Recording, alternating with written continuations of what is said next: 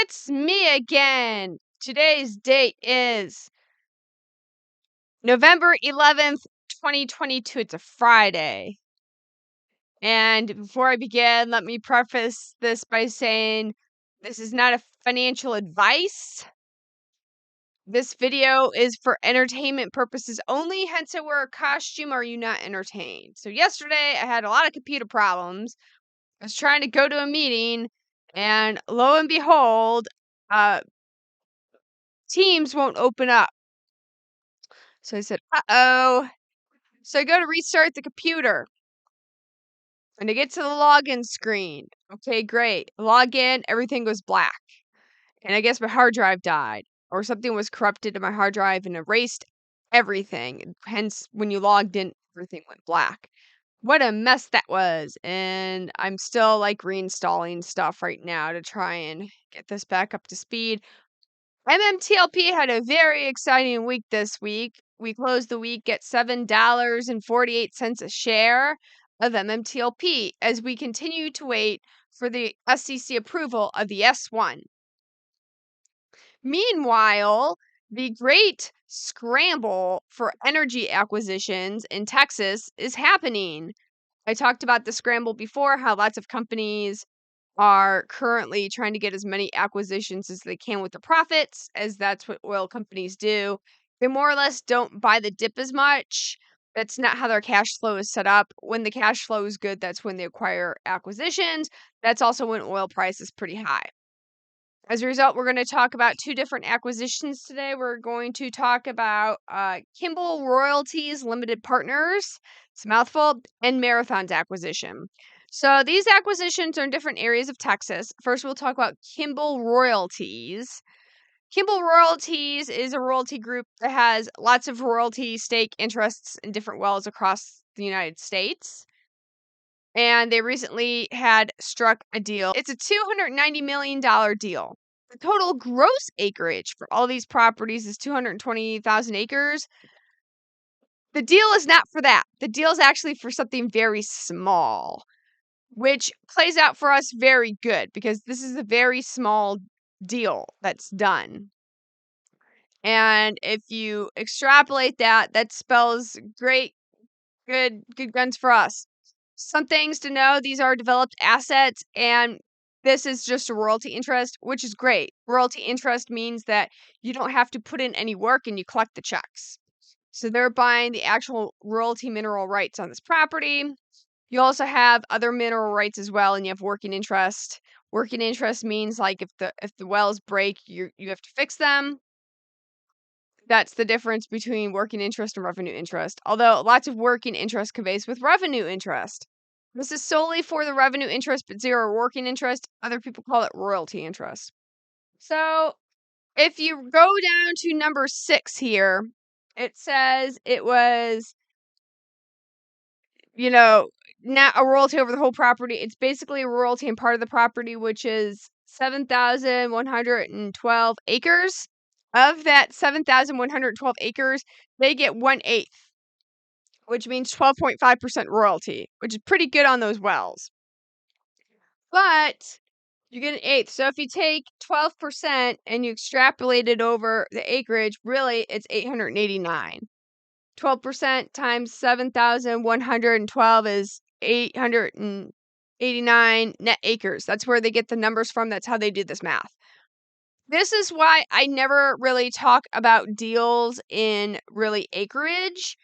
I've always calculated out more or less on how many barrels of oil, how many BOE of gas there is. This property is good because it has the golden triple crown.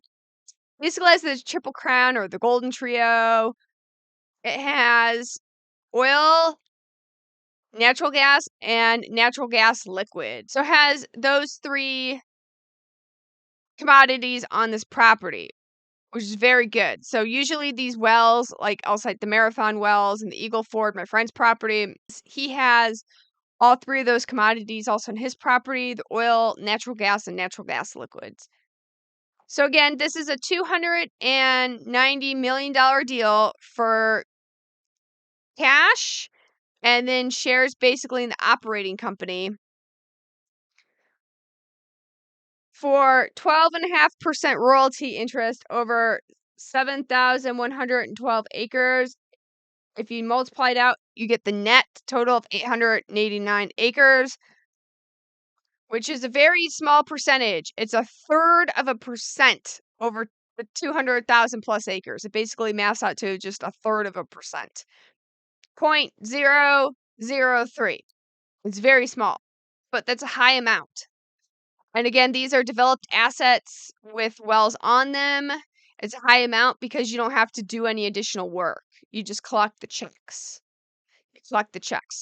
The Oro Grande deal we have is for 75% revenue interest, 75% of the royalty, 100% of the working interest. It's a package deal. Next bridge is going to be a package deal. Of the total royalty revenue interest, us MMTLP holders, otherwise known as the Torchlight holders, are entitled to 49.9% of the revenue interest, or sale-wise, it's going to be 65.5% of that sale. The sale excludes any royalty holders, which is University Lands, which sits at 20%. McCabe's one royalty company, Magdalena Royalties, which is 4.5%, and then 0.5% of aggregate royalties of different small companies. One of them is Dingus. I don't know if you guys remember. Last winter is all about the Dingus. I know, like, for a while, it's like, is this true? Is this not? Because the company's name was Dingus after the owner. But Dingus owns some of those royalties. So you can say Dingus owns the other 0.5. They're aggregate. It's, fractional percentages, but it adds up. But that's the Kimball Royalties Limited Partnership. That's what LP stands for. Deal number 2 is Marathon buying Ensign, the Ensign stake in the Eagle Ford. Marathon dominates the Eagle Ford shale, especially if you go to Karnes County. It's all Marathon. They have a big building there for their operating center. It's all Marathon down there. Marathon's quite extensive, and they've been aggressive in developing this property. They're getting basically the next door to their property. Like, here's their property line, Marathon, Ensign, they're buying this. So these wells are also already developed. They just come right in and take it over. It's called a bolt-on acquisition, which I've talked about in other videos before. It's either it's on your property and it's a well, which you don't have rights to, but you bought it, it just bolts right in, or it's next door and it just bolts right on. Marathon is certainly expanding their dominance in the Eagle Ford, which is great. Like I said, this is the scramble, as I call it, to get energy acquisitions. This deal with Marathon and Ensign is for 130,000 additional acres in the Eagle Ford Basin. The acquisition includes 700 existing wells. Upon this acquisition, Marathon anticipates raising the base of the dividend in 11%, which is, again, terrific. With this acquisition, Marathon also expects to increase their operating cash flow by an additional 17% in the year 2023.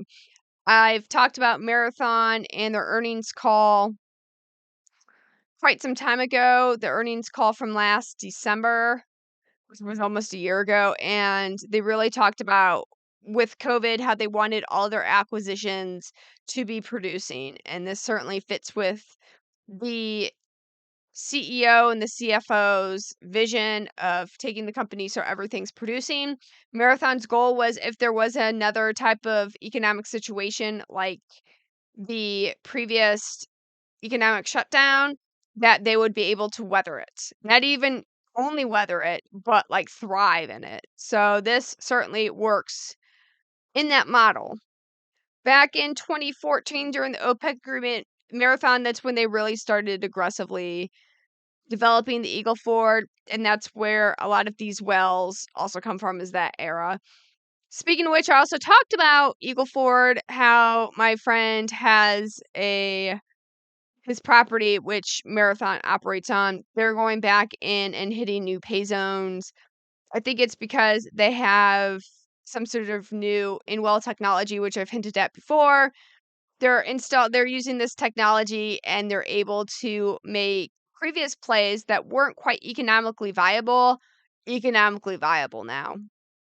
And I think that's what they're going to do here in this one. They're re-entering wells. These ones are about the same age as the ones on my friend's property. So they might be re-entering in these wells, hitting new pay zones, using the new in-well technology. It'll be very interesting to see in the future how these wells perform going forward.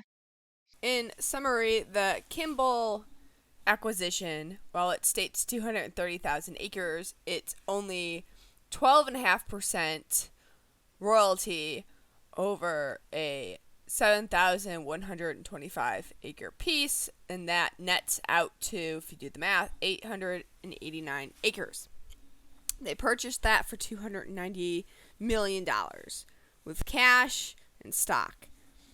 The Marathon acquisition was for $3 billion, and that was for an additional 130,000 acres, which nearly doubles their Eagle Ford capacity, with 97% working interest in this.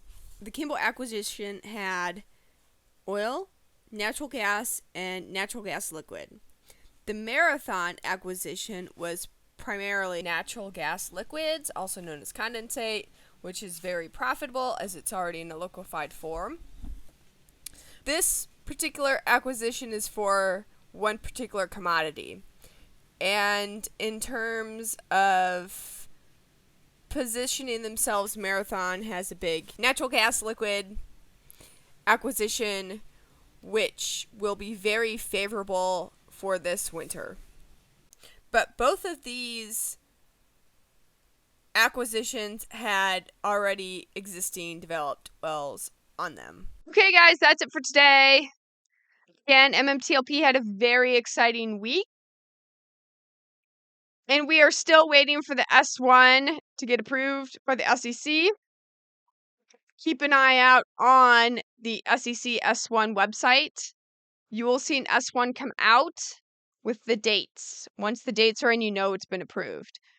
I think it's going to be soon because elephant oil came back up today. Elephant S1 comes out about a day or two before the next Birch S1. So I sort of look for familiar companies, and the last round of S1s, about that time, elephant oil came up. So based on where elephant oil is, I think we'll see our next bridge S1 come up sometime soon. Once it's approved by the SEC, you see the dates, then a PR will be released by Meta. Meta controls the release of the PR. The approval is on the SEC, but the release of the PR and when the record dates are is controlled by Meta right now. I've gotten some questions on that. I hope that clarifies things. If it doesn't, message me and we'll see what we can do. Okay, guys, that's it for today. I will see you soon. Bye.